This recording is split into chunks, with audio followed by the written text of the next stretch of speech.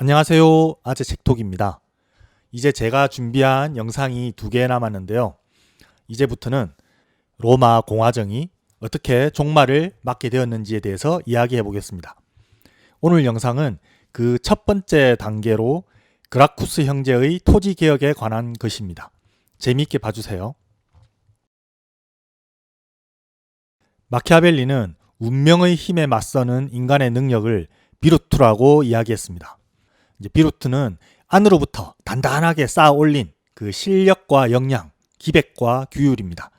마키아벨리는 이 비루트와 정반대되는 상태를 부패라고 이야기합니다. 부패는 이런 상태를 말해요. 법을 무시하고 기강이 없고 신을 두려워하지 않고 내 이익을 공화국의 이익보다 더 우선시하는 그런 상태입니다.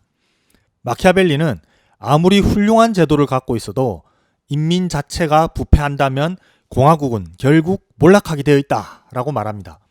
로마인들은 수백 년 동안 역량이 뛰어났고 훌륭했지만 오랜 시간이 흐르면서 부패하게 되었습니다. 마키아벨리는 만연된 부패에 능히 대처할 수 있는 법률이나 규칙은 없다고 말합니다.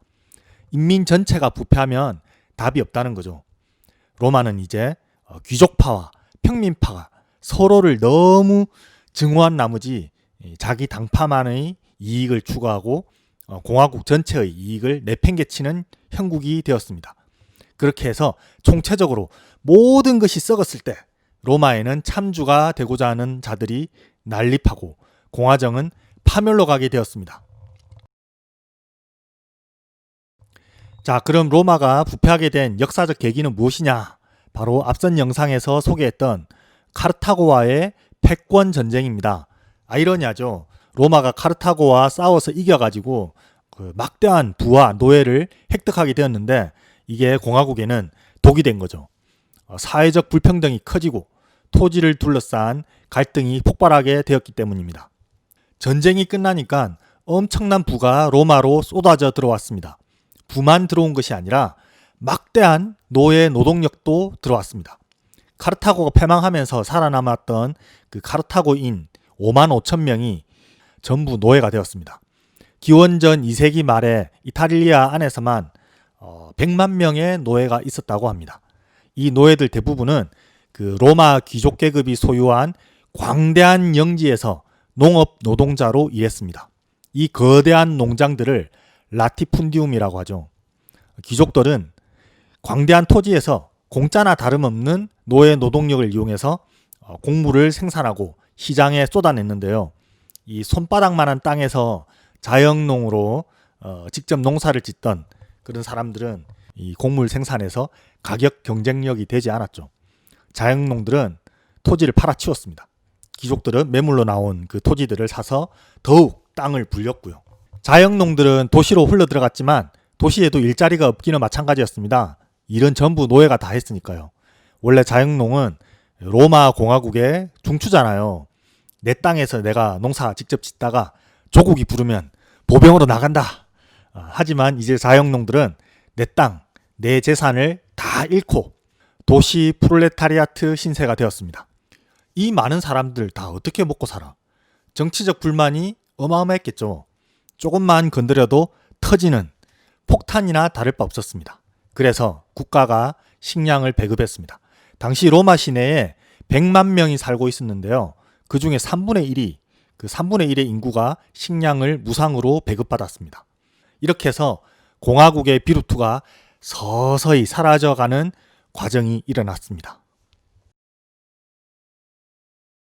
한 사회가 급격히 발전하고 부유해지면 필연적으로 불평등이 발생합니다. 로마도 마찬가지였습니다. 카르타고와의 전쟁에서 이긴 이후로 로마 사회는 경제적 불평등이 급격하게 커졌습니다. 이 불평등을 그대로 놔두면 사회에 위기가 옵니다. 위기는 곧 구조의 문제다. 불합리한 구조가 켜켜이 쌓여서 골마 있다가 외부 충격이 탕 하고 오면은 와르르 무너지는 게 위기의 프로세스죠. 이 위기에 대응하기 위해서는 개혁을 해야 합니다. 그런데 개혁은 기득권의 저항을 부릅니다. 개혁의 압력과 개혁에 대한 저항이 충돌하면서 사회는 커다란 분열과 혼란에 휩싸이고 참주가 나타나기 쉬운 환경에 노출됩니다. 로마는 위기의 징후가 군사력에서 나타났습니다. 자영농이 줄어들면서 군대에서 복무할 사람이 부족해졌어요. 불평등이야 그냥 뭐 그런가 보다 하지만은 병력이 부족한 것은 눈에 보이는 문제니까 손을 댈 필요가 있죠. 바야흐로 개혁이 요청되는 개혁의 시대가 도래하고 있었습니다. 이때 그라쿠스 형제가 등장합니다. 그라쿠스 형제는 형님인 티베리우스 그라쿠스와 동생인 가이우스 그라쿠스를 가리킵니다. 그라쿠스 형제는 외할아버지가 엄청 유명한 사람이었어요. 바로 그 카르타고를 정복했던 그 유명한 스키피오 아프리카누스였습니다. 그러니까 그라쿠스 형제는 뼈대 있는 가문의 전도 유망한 젊은이들이었죠. 티베리우스 그라쿠스는 호민관에 선출되었는데요. 평민들이 토지를 잃고 나락에 떨어지고 군대는 병력 부족에 시달리는 문제를 심각하게 봤습니다. 그래서 기원전 133년에 토지개혁을 시작합니다. 부자들의 토지 소유에 상한선을 정하고 평민들에게 땅을 나눠주자. 티베리우스가 이렇게 개혁을 시작한 것은 물론 한편으로는 그 자신의 정치적 이익을 위한 것이었지만 다른 한편으로는 진짜 그 조국에 대한 충정이 있었다고 볼 수 있습니다. 티베리우스 그라쿠스는 부자의 토지 소유의 한계를 1인당 300에이커로 제한하는 법령을 냅니다. 자녀 한 명당 150에이커씩 추가해서 소유할 수 있도록 했고요. 그라쿠스 이전에도 그 토지를 소유할 수 있는 한계가 500에이커로 정해져 있었다고 해요. 하지만 귀족들은 이제 바지 사장을 앉혀놓고 차명으로 더 큰 땅을 소유하면서 경작했습니다. 그런데 이제부터는 그것도 엄격하게 금지되었어요. 그리고 남는 토지는 쪼개서 가난한 사람들에게 분배하자. 자영농을 다시 육성하자. 이 얘기를 듣고 귀족과 부자들은 길길이 날뛰었습니다. 지금 뭐 하자는 거냐? 사회주의 하자는 거냐? 당연한 반응이죠. 하루아침에 재산을 몰수당하게 생겼으니까요. 마키아벨리도 군주론에서 이렇게 말해요. 인간이라는 것은 자기 아버지의 죽음은 금방 잊어도 내 재산을 빼앗긴 것은 절대 잊지 않는다고요. 그렇게 기득권의 반격이 시작돼요. 티베리우스 이놈이 법을 어기고 인민에게 아첨해서 참조가 되려고 한다. 결국 티베리우스는 호민관 선거하는 날에 몽둥이에 맞아 살해되었습니다. 나라를 개혁하려고 하다가 백주대낮에 테러를 당해서 죽은 것이죠. 형이 그렇게 비참하게 죽고 난 9년 뒤에 이번에는 동생인 가이우스 그라쿠스가 다시 개혁을 시도합니다. 가이우스도 역시 호민관이 되었습니다. 가이우스 그라쿠스는 이제 급등하고 있던 곡물 가격을 낮추기 위해서 나라가 운영하는 곡물 창고를 건립했습니다. 로마 시내를 관통하는 강을 테베레 강이라고 하는데요. 이 테베레 강가에 거대한 국영 곡물 창고를 짓고 식량을 시장 가격보다 싸게 제공했어요. 또 공공시설물과 인프라를 건설하는 사업을 벌였습니다. 그리고 귀족을 견제하기 위해서 기사계급에게 사법권을 줬습니다. 기사계급은 귀족은 아닌데 이제 사업적으로 성공을 해서 돈이 많은 사람들이었습니다. 귀족들이 보기에 이 일마 이거 가이우스 하는 집마다 밉상이네 이러겠죠. 이제 여기에 더해서 가이우스는 귀족의 증오에 쐐기를 박은 그런 정책을 추진하는데요. 바로 이탈리아 내 동맹국들에게 로마 시민권을 부여한 것입니다. 이 정책은 로마의 정치적 지형을 완전히 뒤바꿔 놓는 것이었고 원로원을 약화시키려고 하는 것이 너무 노골적이었어요. 원로원은 가이우스에게서 완전히 돌아섰습니다. 원로원은 그라쿠스파 전체를 공화국의 적으로 규정하고 전부 다 죽여버렸습니다. 이렇게 해서 그라쿠스 형제의 개혁은 허망하게 끝났습니다. 마키아벨리가 보기에 그라쿠스 형제의 개혁은 계급투쟁이 유혈 사태가 된 케이스였어요.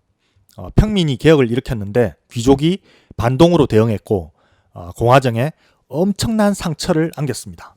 마키아벨리는 토지에 관한 갈등이 그 로마 사회의 고질적인 문제였는데 그라쿠스 형제의 개혁이 그것을 폭발시켜버렸고 결국 공화정의 붕괴의 직접적인 계기가 되었다고 말합니다.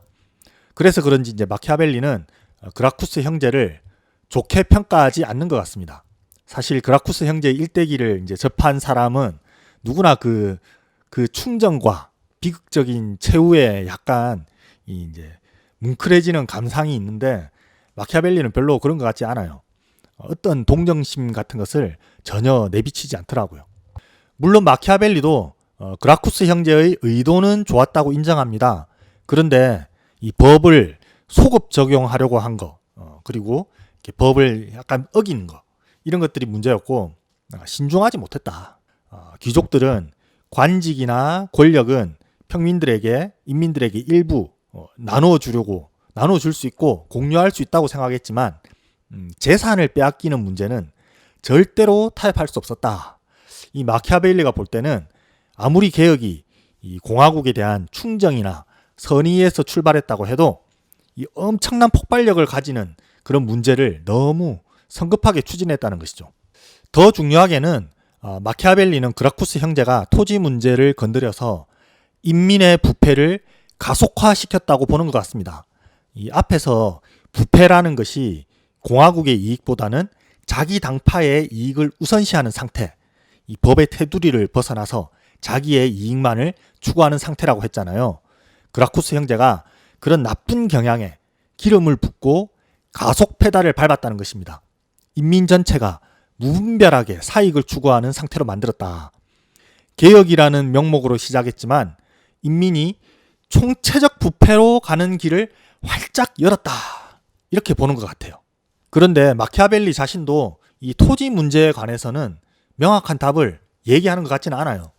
공화정의 붕괴 자체에 너무 이 큰 초점을 맞추고 있다 보니까 그라쿠스 형제의 개혁에 대해서 평가도 야박하게 하는 것 같아요.